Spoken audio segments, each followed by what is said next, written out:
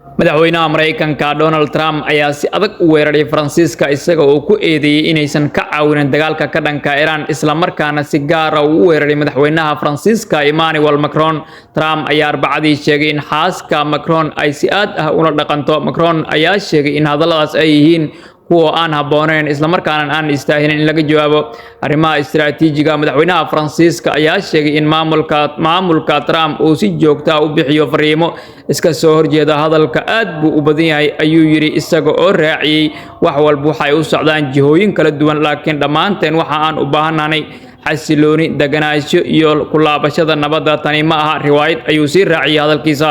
haddii aad rabto ayuu yiri inaad dhab ka noqoto ma sheegi kartid maalin kasta wax ka soo horjeeda wixii aad sheegtay maalintii ka sii horeysay. Iran oo fariin ku saabsan nuclear-ka u dirtay Mareykanka iyo Israa'iil afayeen u hadlay militariga Iran ayaa ka digay in Mareykanka iyo Israa'iil ay cawaaqib xumo kala kulmi doonaan weerar ay ku qaadaan dalkooda isaga oo sheegay inay Iran ballaarin doonto weeraradeeda kadib markii Trump uu ku hanjabay in uu sii wadi doono weerarada ka dhanka ah Iran.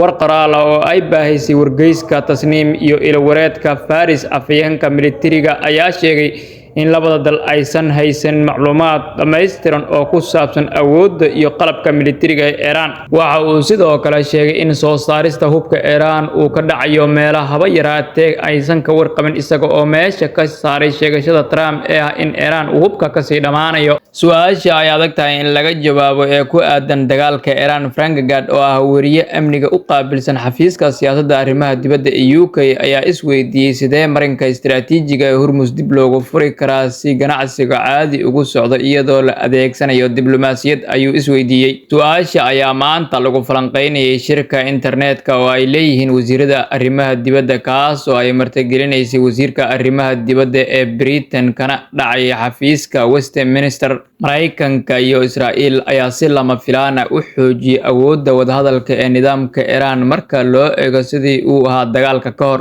iyadoo hanjabaado u jeedinaysa maraakiibta marinka Hormuz. Iran waxa ay si wax ku ool ah u qabsan kartaa dhaqaalaha caalamka. Madaxweynaha Mareykanka ayaa mararka qaar ka labalabeynayay mowqifkiisa mar waxa uu hanjabay Iran inuu ku qasbi doono inay dib u furto marinkan muhiimka ah mar kalena waxa uu muujiyay inuu gabi ahaanba ka bixi doono arrintan.